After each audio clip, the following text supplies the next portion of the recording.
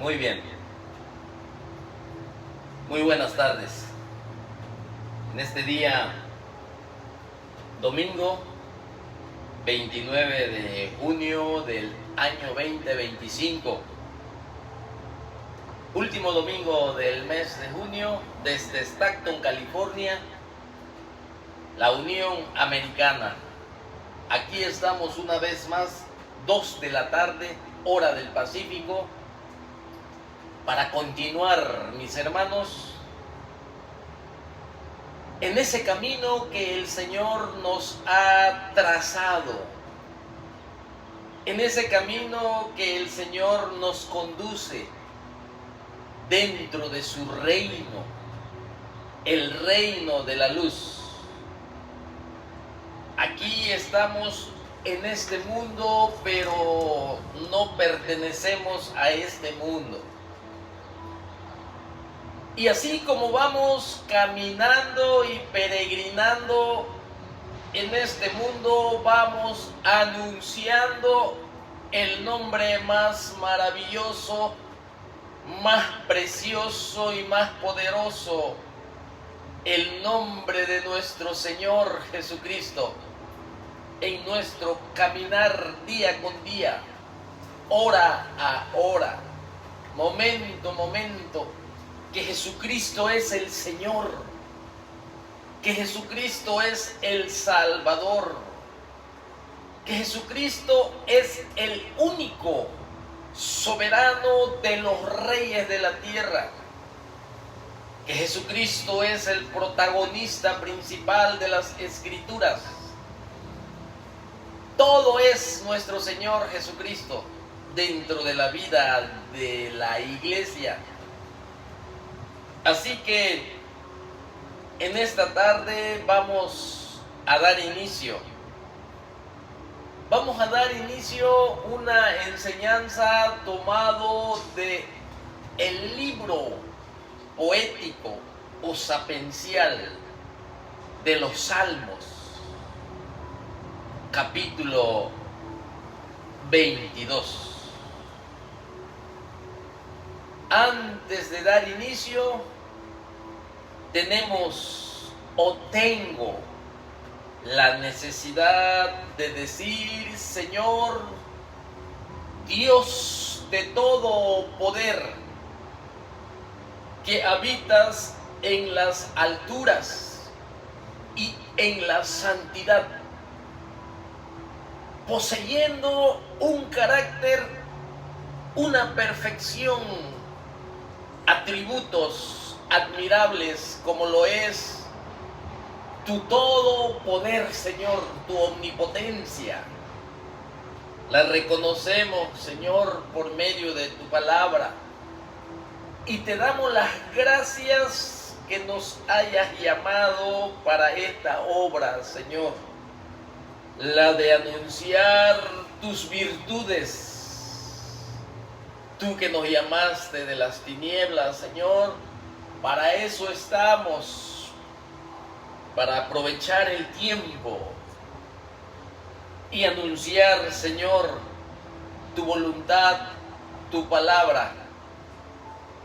El Dios santo, puro de ojos para ver el mal, el Dios de toda justicia que trajo a esta tierra, por la cual nosotros podemos entrar a tu presencia por la sangre del Cordero, que quita nuestro pecado, que quita nuestra maldad y que purifica todo nuestro ser para adorarte en espíritu y en verdad. Perdona, Señor, nuestros pecados. Límpianos, te rogamos, Señor, de toda maldad, porque queremos tener comunión, Señor, contigo a través de tu palabra, y que deposites otra bendición más, Señor, en este siervo inútil, pecador, salvo por tu gracia. y que solamente, Señor, en tus manos podemos ser útiles. Pero quita nuestro pecado y bendice tu palabra, y tu Santo Espíritu salve un alma. Hay 5 continentes, Señor, y por medio de la fe creemos que tú lo puedes hacer, Señor. Estamos orando conforme a tu voluntad, conforme a tu corazón.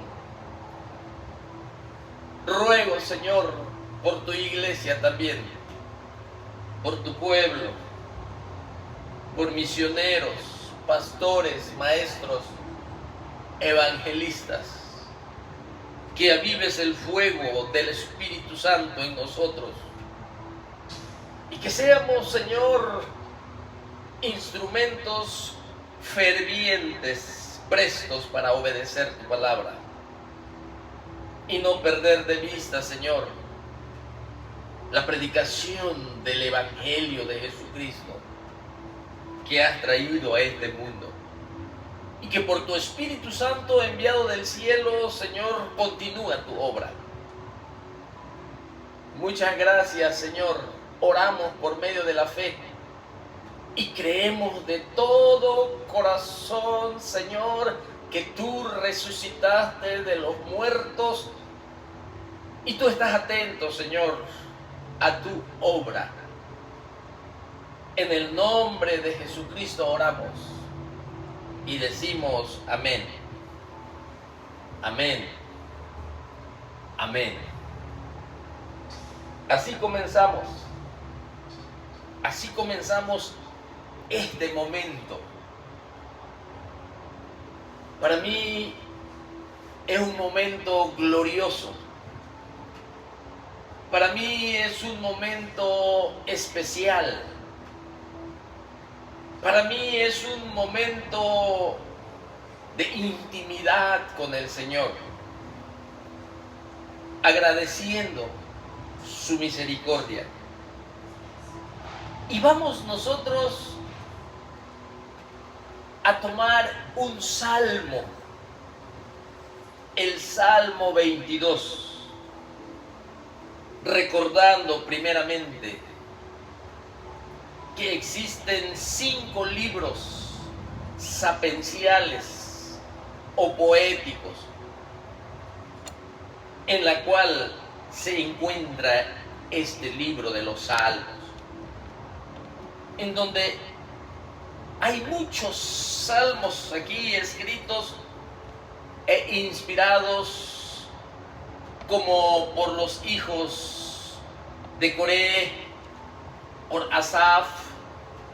Tenemos un salmo de Moisés, de Salomón, pero mayor parte fueron escritas por el rey David.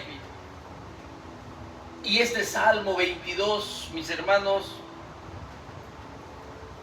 fue inspirado por el Espíritu de Dios y es uno de los salmos más hermosos que existen.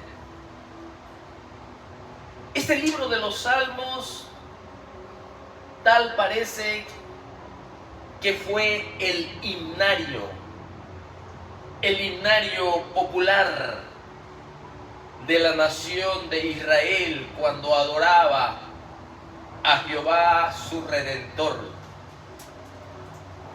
En aquel templo edificado por Salomón, un templo hermoso en su estructura, un templo considerado como una de las maravillas de este mundo ante los ojos de los hombres. Era un templo grandioso, hermoso, exquisito ante los ojos de los hombres. Pero ese templo, sin la presencia del Creador del pueblo de Israel, Jehová de los ejércitos, sin su presencia, en ese templo sin su gloria Shekinah. Ese templo no servía para nada. Simplemente serían lo que nuestros ojos físicos observan, como es común en el mundo lo que nosotros observamos, lo que nos rodea. Pero lo más hermoso de este templo lo encontramos allí, escrito en la oración de el rey Salomón cuando dedicó el templo. Que el Señor siempre estuviese atento a la oración de su pueblo, para que perdone el pecado de su pueblo, para que ese pueblo redimido y salvo de la dura servidumbre de esclavitud en Egipto, que el Dios de Israel lo compró y lo redimió, en donde habitaría el Dios creador de Israel en medio de ellos, y así Israel adorase a su Redentor. Aquí en el Salmo 22, mis hermanos, estamos hablando acontecimientos sucedidos en el tiempo histórico de los reyes, en el tiempo histórico de la monarquía, en el tiempo histórico de la Israel unificada antes que se dividiera. Y ahí hay un hombre que el Señor lo llamó detrás del redil y detrás de las ovejas. El hijo de Isaí, el menor de todos, conocido como el dulce cantor, David. Este jovencito que Dios lo llamó para que sea rey de Israel, tuvo una vida dura y difícil desde que él fue ungido. Tuvo una situación de persecución, una situación en donde se sentía desamparado. Primeramente, este salmo habla del escritor David, lo que estaba viviendo. Se cumplió en la vida de David, pero también se cumplió el Salmo 22 como un salmo mesiánico. Se cumplió sobre la vida de nuestro Señor Jesucristo, el Salmo 22, sus sufrimientos y su victoria. Así David también. Y vamos a comenzar con una breve introducción en donde este Salmo 22 está clasificado como una oración de auxilio. Una oración de auxilio. Este salmo así es clasificado, escrita por el rey David.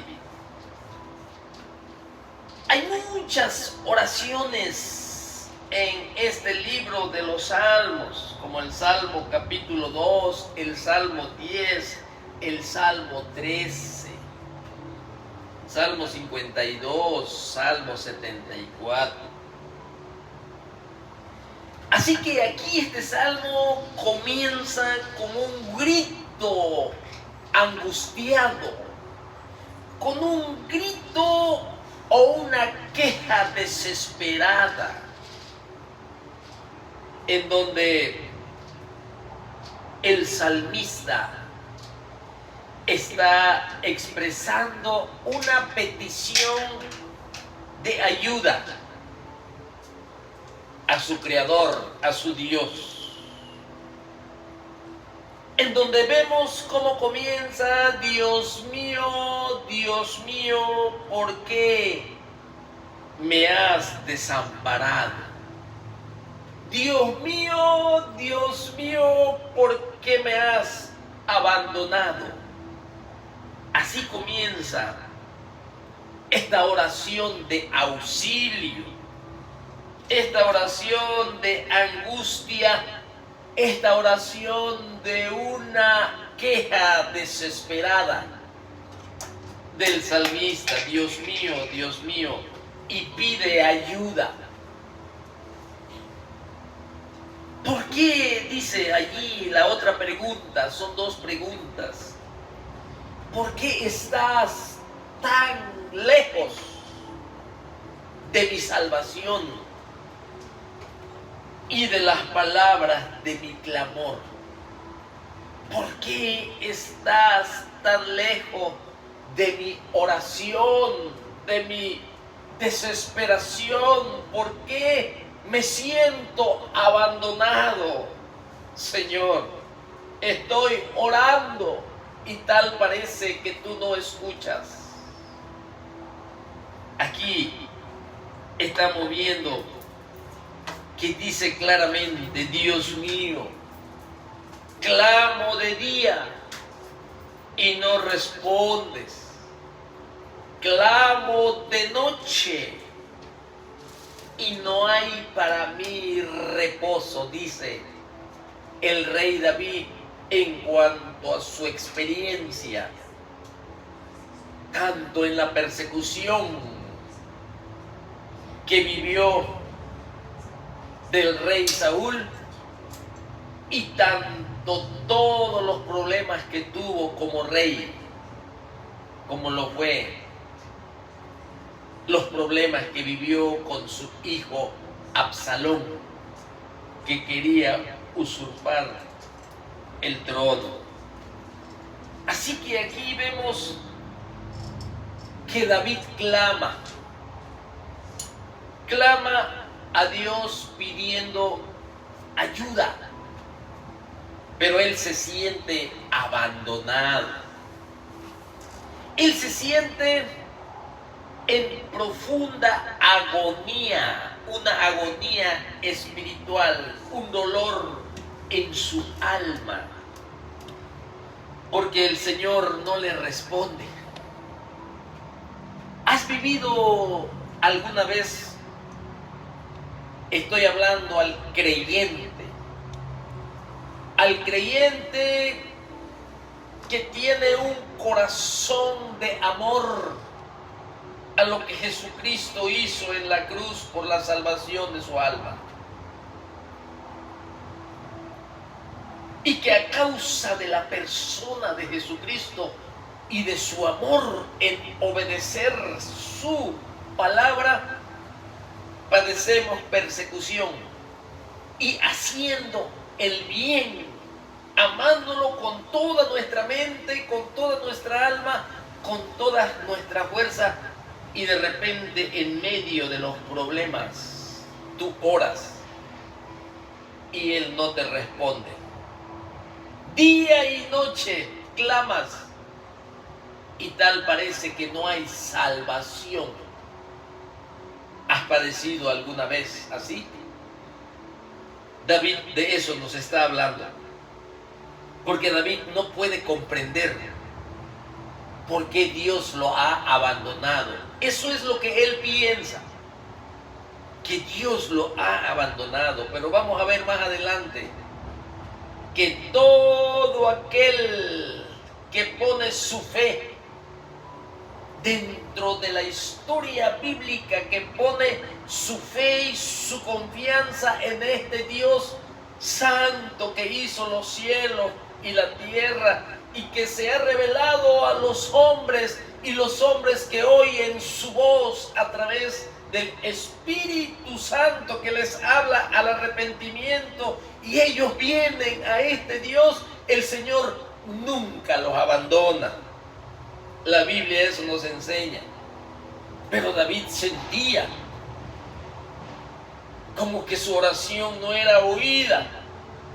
Y en medio de la desesperación clamaba día y noche pidiendo auxilio. Así que parece que David tiene una total desesperanza aquí. Y él no puede comprender esto. Pero las escrituras, para eso la tenemos, hermanos, ¿sí? En donde más adelante vamos a ver, solo que comiencemos a leer versículo por versículo. Son 31 versículos que tiene este Salmo 22, que no creo que en 3 horas logre expresarlo cada uno. Pero vamos a tratar de avanzar y ver aquí lo más inquietante para David. Está en el versículo 6 y el versículo 8, en donde se ve como un aparente abandono de parte del Creador, de su Redentor, de aquel que David obedecía en el camino de la justicia. La relación de toda la vida de David con su Dios aquí parecía estar rota. La comunión, la relación, así se veía. Sin embargo, David, en su desolación, en su dolor, en su angustia, en su desesperanza, él dice: Dios mío, Dios mío. Mira cómo comienza este hermoso salmo: Dios mío, en donde reconoce su fe en ese Dios que él ora. Y esa dependencia de David a su Dios, porque le dice: Dios mío, Dios mío. Esa dependencia de él, a pesar de eso, David está mirando que había un silencio aparente del Señor sobre la vida de David. Vuelvo a repetir, este Salmo 22 se cumplió en la vida de David, pero también se cumplió en la vida de nuestro Señor Jesucristo. Solo para refrescar un poquito la memoria, estas palabras expresadas por el rey David: Dios mío, ¿por qué me has desamparado?, fueron una de las últimas palabras de nuestro Señor Jesucristo cuando estaba colgado en la cruz del Calvario. Doble referencia en la vida de David y en la vida de nuestro amado Señor Jesucristo, cuando estaba pagando el precio por nuestros pecados, que lo vamos a ver más adelante, hermanos. ¿Por qué? ¿Por qué nuestro Señor Jesucristo en realidad sí fue abandonado por su Padre? Pero ningún ser humano, como todos los reyes y los profetas en el Antiguo Testamento, clamaron al Dios de Israel y Él los oía y proveía siempre una salida, salvación para los que le buscaban, y nunca fueron desamparados. Pero nuestro Señor Jesucristo sí fue abandonado, sí fue desamparado. Él quedó solo cuando nuestros pecados fueron puestos sobre Él. Eso lo voy a explicar más adelante. Y vamos a ver un poquito sobre la imputación,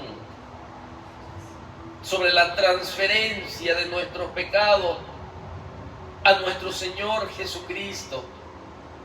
y la transferencia de su justicia a nosotros. A lo largo de los siglos, los estudiosos de la Biblia plantean sobre este capítulo 22, en donde la petición personal de ayuda de parte de David al Señor, ¿sí?, en donde él fue quien tuvo primero una experiencia, el rey David. Es un canto, este salmo, vuelvo a repetir. Este salmo, hermanos, o muchos de los salmos, yo creo que la iglesia debe de cantar salmos también, porque la palabra de Dios nos dice que debemos de cantar con gracia en vuestros corazones al Señor, dice con salmos. Mire cómo dice aquí. La palabra de Cristo more en abundancia, Colosenses 3:16. La palabra de Cristo more en abundancia en vosotros, enseñándonos y exhortándonos unos a otros en toda sabiduría. Le está hablando a la iglesia de Colosas. Y yo creo que esto es doctrina también para la iglesia. Y dice que la iglesia debe de cantar con gracia en vuestros corazones al Señor, con salmos, con himnos y cánticos espirituales. Los cantos, hermanos, los himnos, los cánticos, tiene que ser extraída de la palabra de Dios. En este caso, el Salmo 22 nos habla de los sufrimientos de la cruz de nuestro Señor Jesucristo, y yo creo de todo corazón que eso es alimento para vuestra alma, alimento que nos hace sólidos en el plan de redención, en el plan de salvación, en el plan de seguridad de salvación, cuando nosotros obtenemos nuestros himnos exclusivamente de las Escrituras. Así que es importante entender esto, hermanos, que la iglesia tiene que cantar salmos. En realidad, tal parece que esto ya se abandonó.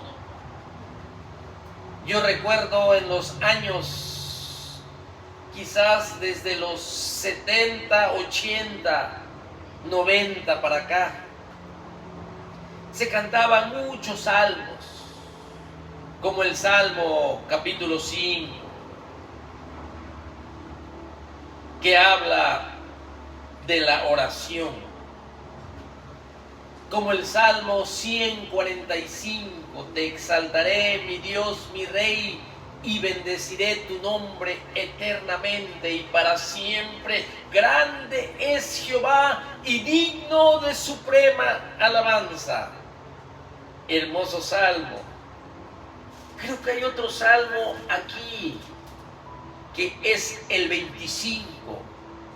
A ti, oh Jehová, levantaré mi alma. Dios mío, en ti confío. No sea yo avergonzado, no se alegren de mí mis enemigos.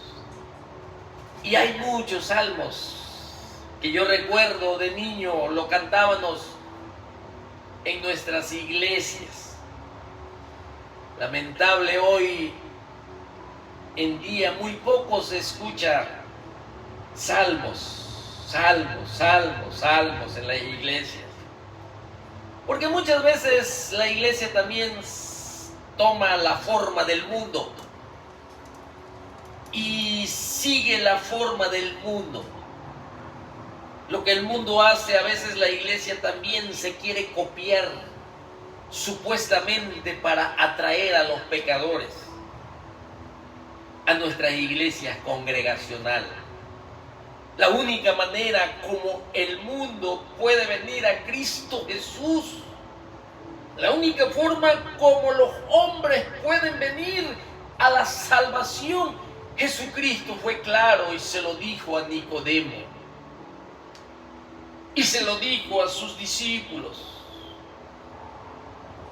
que así como Moisés levantó la serpiente de bronce en el desierto, así el Hijo del Hombre será levantado para que todo aquel que en él ponga fe y se arrepienta de sus pecados tenga vida eterna.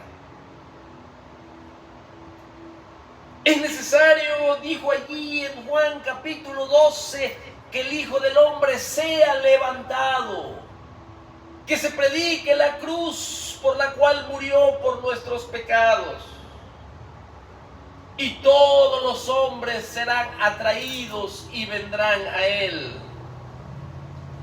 Hay una sola forma para que el mundo venga de las tinieblas a la luz, y es por medio de la predicación del Evangelio, es por medio de la predicación del Espíritu Santo enviado del cielo, que proclama arrepentimiento a los hombres, proclama perdón de pecados, proclama el regalo de la vida eterna a los hombres que reconocen su culpabilidad y su perdición, y que hemos pecado delante de Dios. Aquí este Salmo 22 nos habla mucho sobre eso. Y vamos a ver este Salmo mesiánico, el Salmo 22.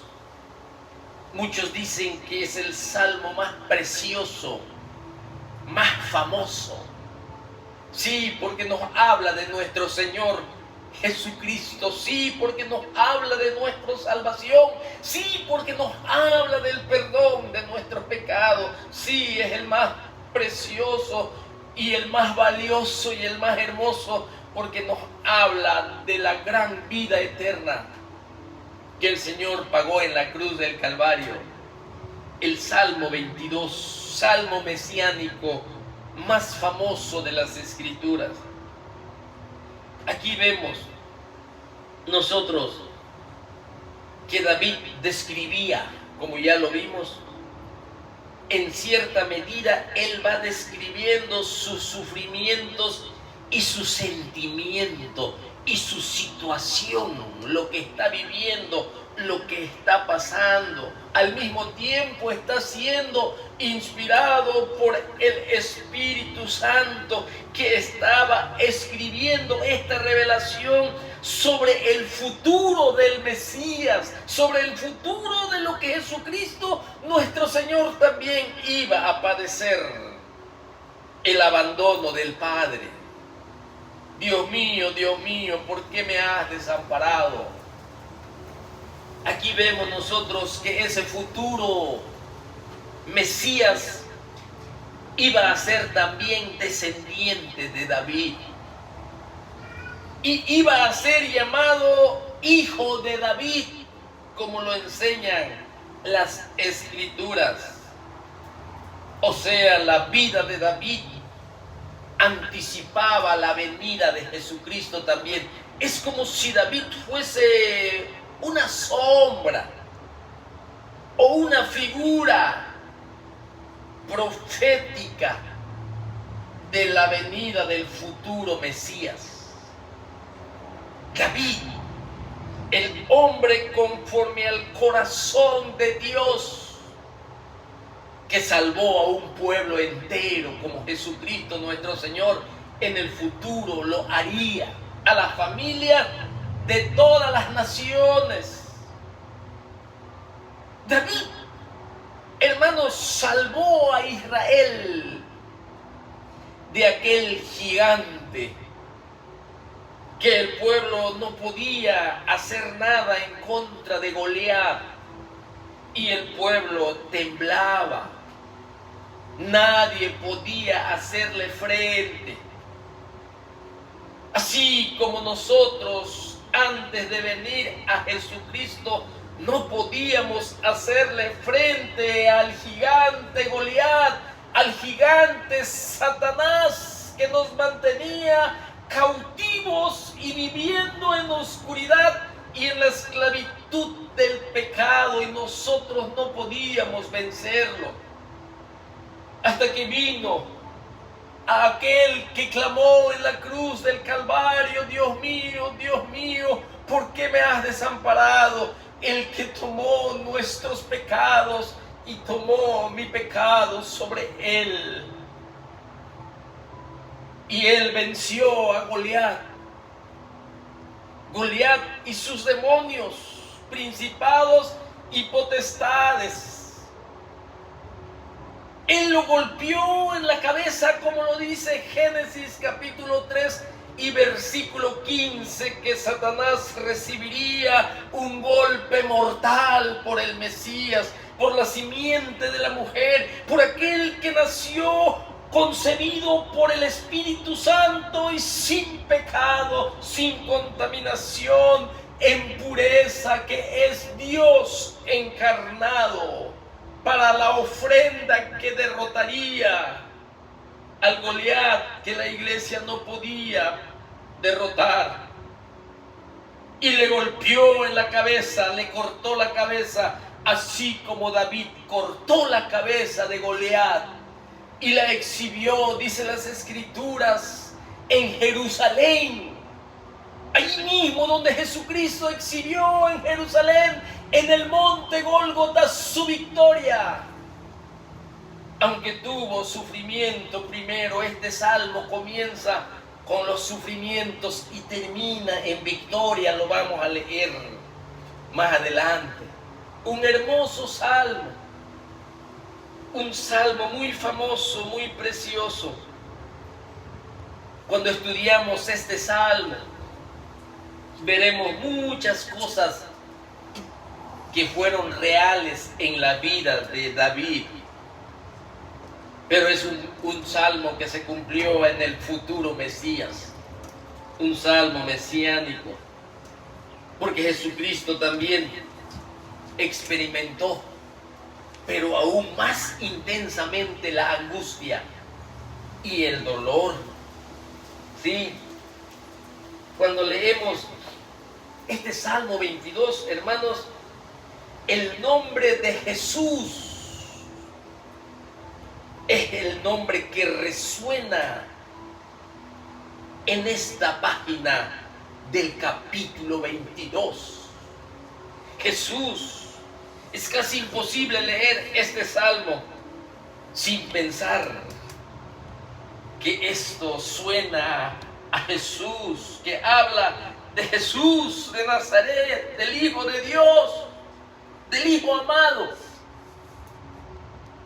Aquí muchos niegan que este salmo, hermanos, que este salmo tiene implicaciones proféticas y que apunta a Jesucristo. Hay algunos que niegan este salmo,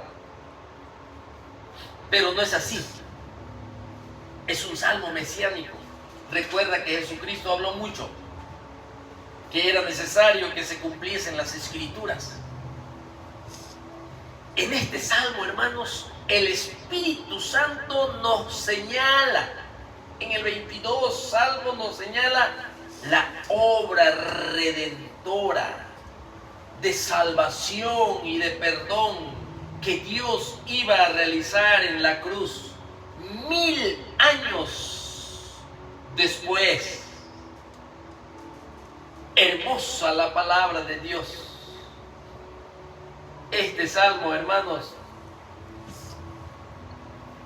como dice aquí, que este salmo, dijo Martín Lutero, que es una joya entre los salmos, y es particularmente muy notable, muy excelente, y su contenido es profundo, es sublime.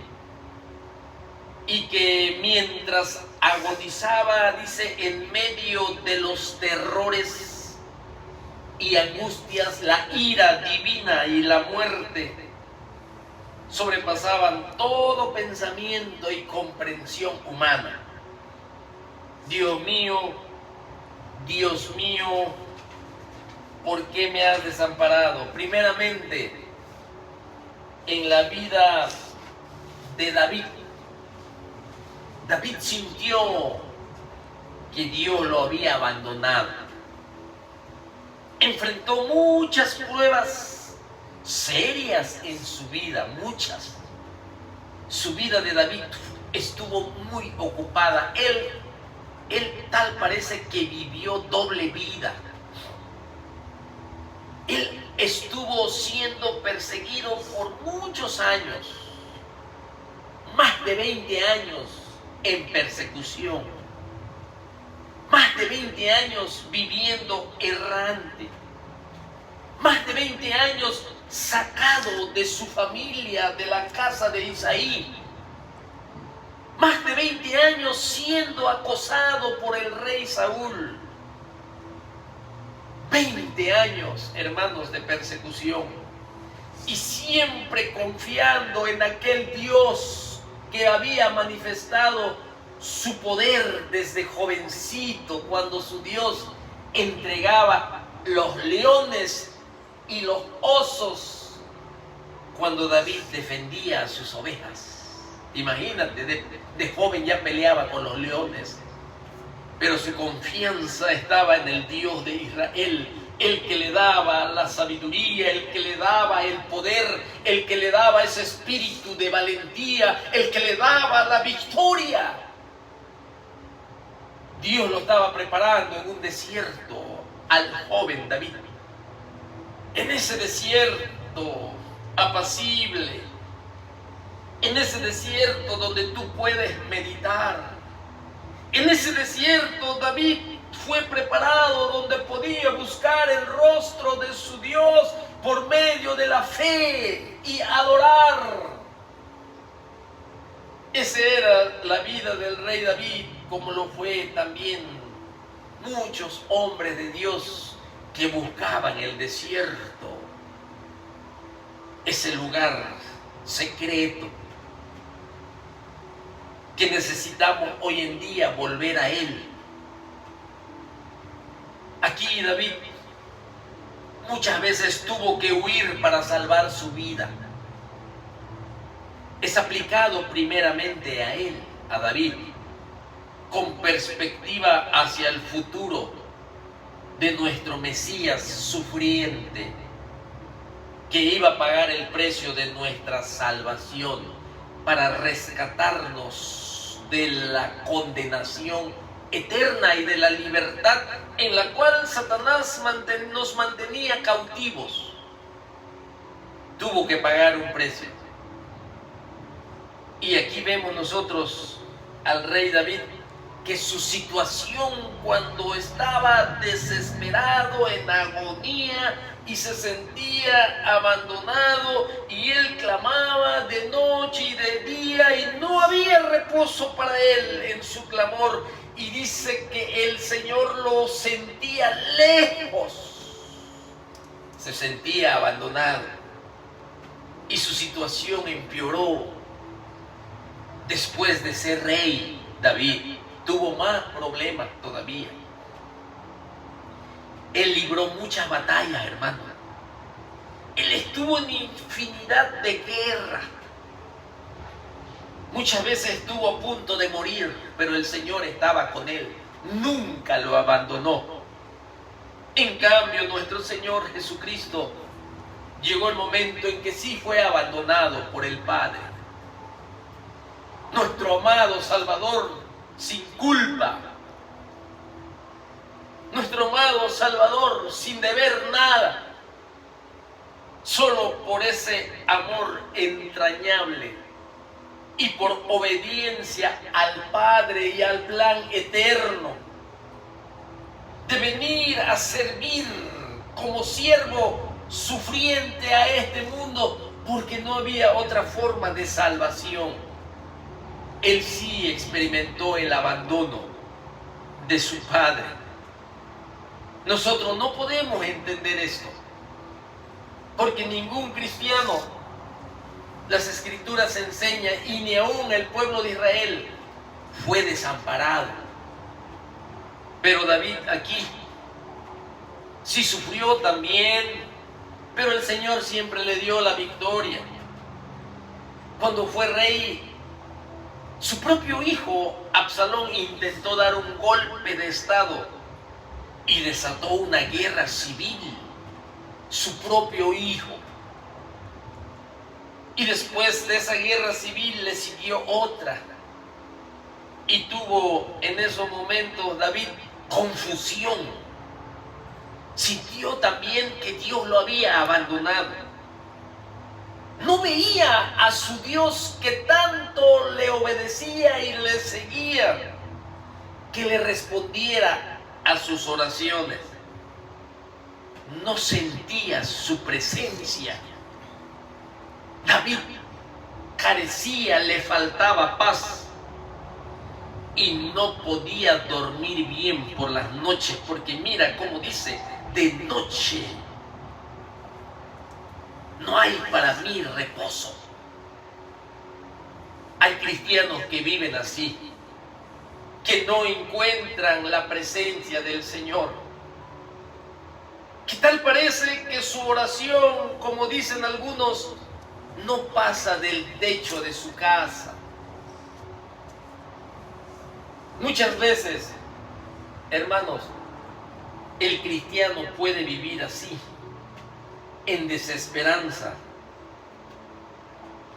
y carecen de paz. El corazón de este rey David, y ahorita vamos a entrar a nuestro Señor Jesucristo, y así vamos a estar intercalando este salmo.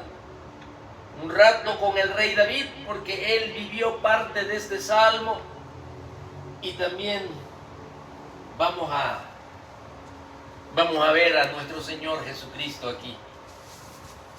Así que aquí nosotros vemos que David pasó muchas pruebas, hermanos, muchas pruebas.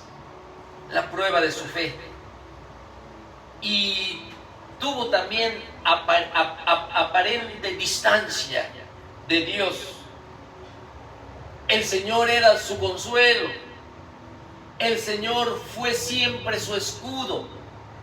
El Señor siempre fue su refugio y su fortaleza. Y lo vemos en los otros salmos donde Él escribe. Pero David anhelaba, como fiel creyente verdadero, él anhelaba la presencia de su Dios. El verdadero creyente, hermano mío, debe de anhelar la presencia del Señor. Debe de anhelar la comunión en el Espíritu Santo con su Salvador, con aquel que lo perdonó. Debe de anhelar comunión con aquel que le dio el perdón, para darle gloria, para darle alabanza, para pedir de su ayuda, para tener un corazón obediente, para alejarnos del pecado y de la maldad. El verdadero creyente constantemente debe de anhelar la presencia de su Dios. Ahora, aquí vemos que el verdadero creyente anhela la presencia de Dios. La Biblia eso nos lo enseña. Si tú no anhelas la verdadera comunión, porque hay falsa comunión, la comunión con tu Dios, si tú no lo anhelas, tienes que examinar tu vida espiritual. Porque tú sabes que también Moisés dijo esto allí en Éxodo 36:15, cuando Israel pecó y fabricó un becerro de oro y adoró al becerro de oro, y el Dios de Israel, que aborrece la idolatría. manda a Moisés a que vaya a ver a su pueblo. Le dijo: Moisés es tu pueblo, ese no es mi pueblo que yo saqué de Egipto. Es cuando Moisés quiebra las tablas de piedra, si usted recuerda, y muele el becerro de oro y lo echa en las aguas y se los da a beber para que vean que los ídolos no son nada. Te lo tomas y luego lo sacas. Y allí el Señor se indignó con su pueblo y dijo que ahora ya no iría él, sino que mandaría un ángel para que lleve a la tierra prometida a Israel. Y Moisés le dice: el verdadero creyente que anhela la presencia del Señor, en Éxodo 33:15, si tu presencia no ha de ir conmigo, no nos saques de aquí. Si tu presencia no ha de ir, dice aquí, conmigo y con tu pueblo, Señor, mejor prefiero la muerte. En estos tiempos, año 2025, no podemos entender cómo muchos que se dicen ser cristianos no anhelan comunión con la palabra de Dios. No anhelan un estudio serio de memorización y de obediencia y de meditación y de poner por obra la palabra de Dios. No toman en serio la oración. No aman la presencia del Espíritu Santo en sus vidas. ¿Qué será de ti si David, que era un hombre conforme al corazón de Dios, un hombre que dice que se paraba muy de mañana, y lo dice aquí, mira, en el capítulo 5, escucha, oh Jehová, mis palabras, él oraba constantemente, considera, dice, mi gemir, mi petición delante de ti, y está atento a la voz de mi clamor, Rey mío y Dios mío, porque a ti oraré y de mañana oirás mi voz, me presentaré delante de ti y te esperaré. Un hombre de búsqueda, de anhelo a la presencia de Dios. Y aún así, en los momentos difíciles, él sintió que el Señor estaba lejos de él. ¿Qué será de ti para los momentos difíciles que vengan a tu vida? Si David, que estaba lleno del Señor, se sintió abandonado, aunque el Señor no lo abandonó.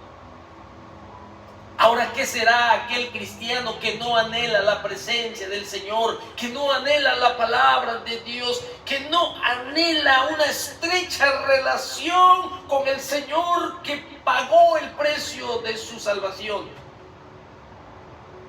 Un corazón ingrato, un corazón que no le importan los sufrimientos y el precio pagado.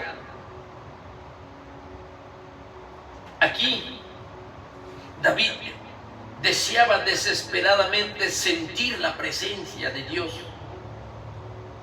Él le dolía porque no podía sentir la presencia del Señor. La pregunta es, ¿David fue abandonado? No, él no fue abandonado. Más adelante lo vamos a ver, que él no fue abandonado. Ahora, cambiando a la figura profética del Mesías venidero, de aquel que se encarnó, que tomó forma de hombre, Dios manifestado en carne, él también sufrió. Pero Jesucristo, mis hermanos, lo sufrió con mayor intensidad. Sufrió con mayor intensidad. Por eso este salmo mesiánico, hermanos, prefigura la vida y la muerte de nuestro Señor Jesucristo. Mientras Él estaba colgado en la cruz, nuestro Señor Jesucristo, ¿sí? Cuando Él, como dice Mateo 27 y el versículo 46, dice, cerca de la hora novena. Parece que la hora novena era a las 3 de la tarde. ¿Sí? 3 de la tarde. Porque la hora sexta era cuando se oscureció hasta la hora novena el universo. Dice que cerca de la hora novena Jesús exclamó a gran voz, diciendo, Elí, Elí, lama sabactani, que quiere decir, Dios mío, ¿por qué me has desamparado? Estaba clamando como hombre al Padre. Jesucristo, hermanos, todo lo que pasó y lo que lo envuelve en sus sufrimientos, allí no hay nada al azar, ahí no hay nada accidental. Sí, hasta estas palabras que Él está diciendo en Mateo 27, 46, ¿sí? Dios mío, ¿por qué me has desamparado? Hermanos, Cristo Jesús estaba cumpliendo las profecías como Mesías. Así vemos aquí que Él estaba cumpliendo, nuestro Señor Jesucristo, las Escrituras. Esta frase de Dios mío, ¿por qué me has desamparado? La agonía de nuestro Señor Jesucristo que sintió Él en la cruz, en esa muerte cruel y horrorosa. Lo peor de la crucifixión para Jesús, hermanos, lo peor, aunque lo demás, los dolores físicos, sí fueron también traumatizantes y horrorosos, como el dolor del látigo, en donde desgarraron sus espaldas, en donde hicieron surcos abriendo piel y músculo de sus espaldas, de sus glúteos y de sus piernas. Allí, estando en esa agonía, eso no fue lo peor, pero sí fue horrible. Los clavos no fue lo peor, pero fue horrible. Dice el Salmo que horadaron sus manos y sus pies. La burla que Él soportó,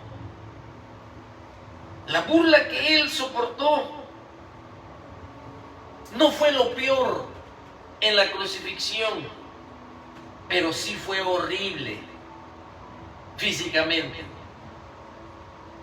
Así que lo peor de la agonía que Jesucristo sintió en la cruz del Calvario fue su separación del Padre. Jesús, cuando cargó con los pecados inmundos y viles nuestros y de la humanidad en la cruz del Calvario, nuestro pecado le fue imputado, nuestro pecado le fue transferido. Él tomó nuestros pecados, eso quiere decir, nuestros pecados le fue imputado, transferido, la transferencia, Él lo tomó. como si Él fuese pecador. La maldición del pecado. La Biblia dice que en Gálatas que Él se hizo maldito por nosotros, sin culpa, sin pecado alguno. Él tomó nuestra maldición por amor a nuestras almas. Y vemos aquí que cuando nuestro Señor Jesucristo, el Padre lo miró, el Padre lo que estaba viendo en Jesucristo eran nuestros pecados. Sí, por eso el Padre derramó su ira sobre Jesús. El Padre derramó su ira, su juicio sobre Jesús. Por eso la serpiente era de bronce, porque el bronce simboliza en las Escrituras juicio, como la plata simboliza redención, como el oro simboliza divinidad, el bronce simboliza juicio.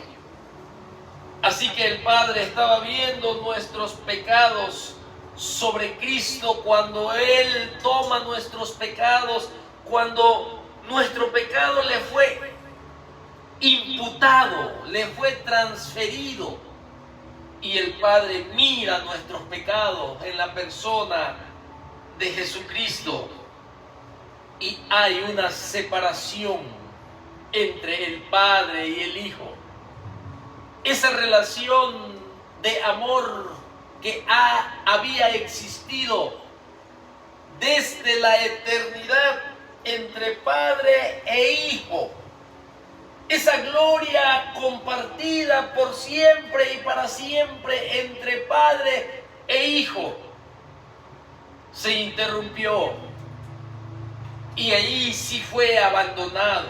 Nuestro Señor Jesucristo, Él se sintió solo y estuvo solo porque hubo un juicio del Padre sobre Él por nuestros pecados, porque nadie podía quitar nuestros pecados, nadie podía cubrir nuestra vergüenza, nadie podía pagar el precio de nuestra salvación.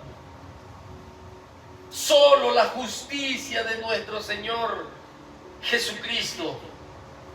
Desde la eternidad pasada, el Hijo de Dios tuvo una relación y tenía una comunión perfecta con el Padre en todo momento, pero en la cruz se rompió esa relación y esa comunión por primera vez. Esa relación desapareció porque el Padre estaba viendo todas nuestras inmundicias, todas nuestras rebeldías, todas nuestras transgresiones, todas nuestras lascivias, todos nuestros deseos carnales, todas nuestras lujurias, todas nuestras tinieblas de pecado y de maldad. El Padre lo estaba viendo en la persona de su Hijo amado. Martín Lutero le llama el intercambio glorioso, donde Él toma mi pecado, donde Él toma mi maldad,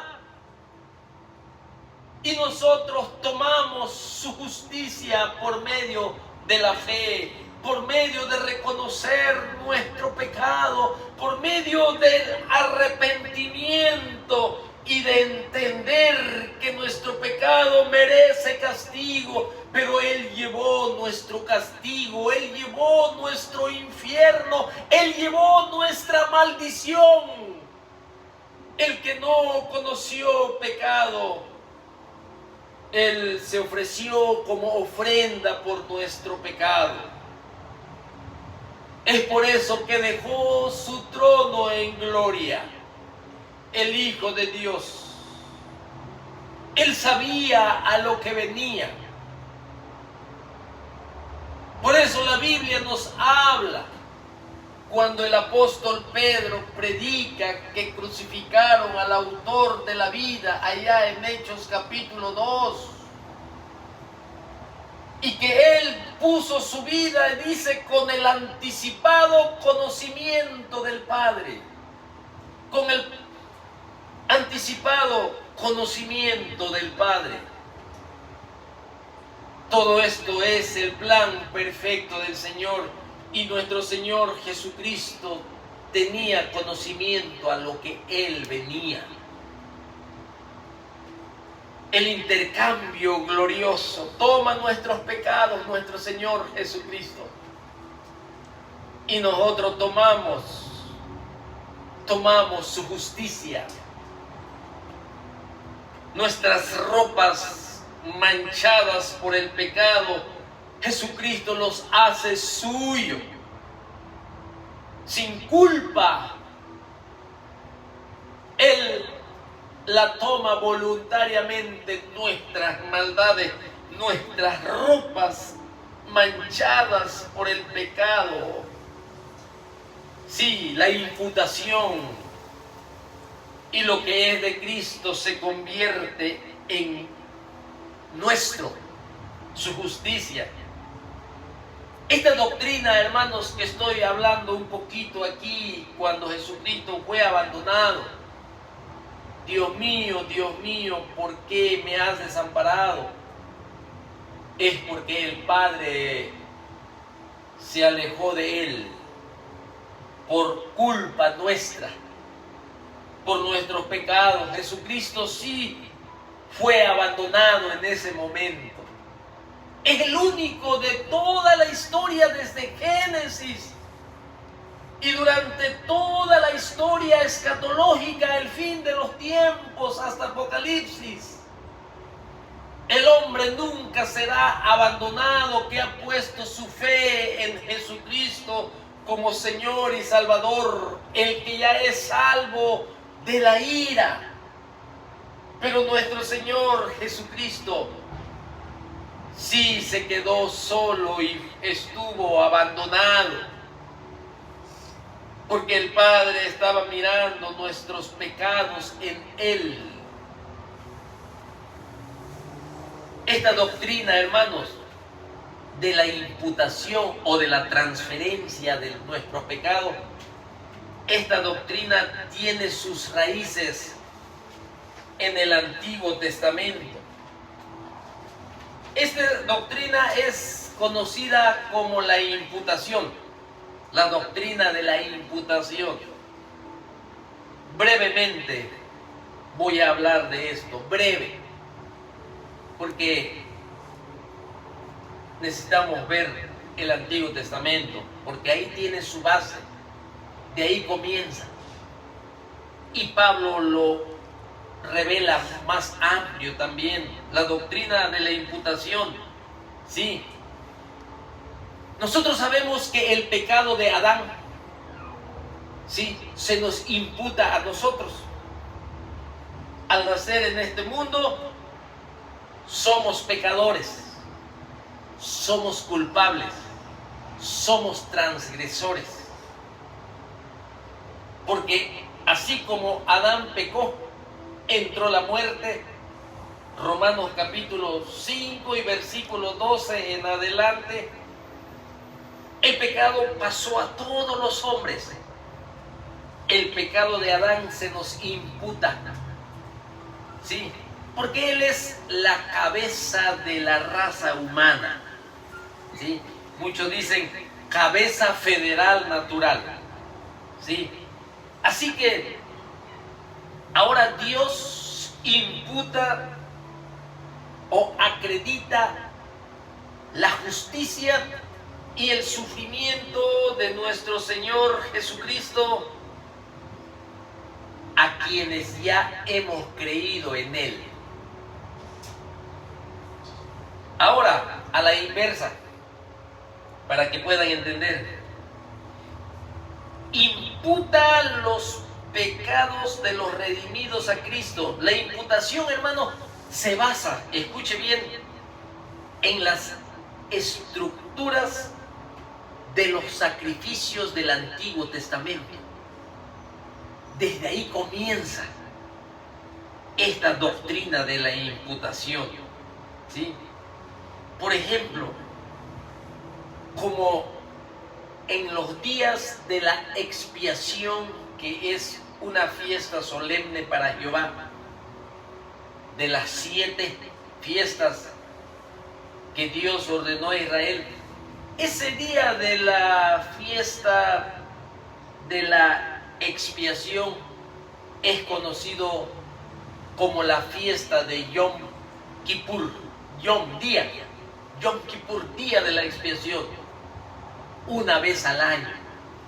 Ahí comienza y ahí vemos esa doctrina de la imputación, lo que Jesucristo está viviendo o vivió cuando estuvo colgado en la cruz, y que fue profetizado en el Salmo 22, que lo estamos enseñando en esta tarde, cuando dijo: Dios mío, ¿por qué me has desamparado? Cuando nuestros pecados fueron transferidos sobre Él, y Dios Padre en su ira castigó el pecado y estaba mirando nuestros pecados en la persona de Jesucristo. Y aquí vemos claramente que los pecados del pueblo en el Antiguo Testamento eran transferidos a un sacrificio, a un chivo expiatorio. Los profetas Jeremías o Isaías proporcionan también fundamentos aún más claros de esta doctrina, ¿sí?, sobre la cual se basan los autores del Nuevo Testamento. El apóstol Pablo proporciona una mayor enseñanza en el Nuevo Testamento sobre la doctrina de la imputación, y lo podemos ver también en esa pequeña carta que le escribe a Filemón, cuando lo dijo: todo lo que debía Filemón, ponlo a mi cuenta. Hermosa carta que el Espíritu Santo nos regaló cuando Pablo escribió a Filemón. Así que Pablo proporciona una buena enseñanza y mayor en el Nuevo Testamento sobre la imputación, y aclara 3 maneras que funciona la imputación. 3 maneras. 1. El pecado de Adán, que fue transferida a toda la raza humana, que fue imputada a toda la raza humana. Pablo lo enseña muy bien en el libro de los Romanos, ¿sí? Número 2, el pecado del cristiano, del creyente, del arrepentido, del nacido de nuevo, del que le resplandeció el glorioso evangelio de Jesucristo. Ese pecado de esa persona, ¿sí?, fue puesta sobre Jesucristo, fue imputado. Y ahorita lo vamos a ver poquito en un repaso del Antiguo Testamento. Y número 3, la justicia de Jesucristo, que nos es transferida a nosotros. Sí, estas 2 últimas, nuestros pecados que son transferidas a Jesucristo, y la justicia de Jesucristo transferida a nosotros, es lo que Martín Lutero le llama el intercambio glorioso. Un intercambio que hace el Padre por medio de Jesucristo, por medio de su Espíritu Santo. La gran salvación, el perdón de pecados, la vida eterna, ¿sí? Así que estas verdades nacen allí en el Antiguo Testamento, en donde contiene varios pasajes importantes que constituyen el fundamento de esta doctrina, la doctrina de la imputación, el intercambio glorioso del que habla Martín Lutero. donde el intercambio, yo le doy mis pecados, toma mis pecados, Cristo, y recibe el castigo y el juicio del Padre. Y su justicia de Jesucristo, que agradó al Padre en olor fragante, la recibimos y somos revestidos de la justicia de Jesucristo.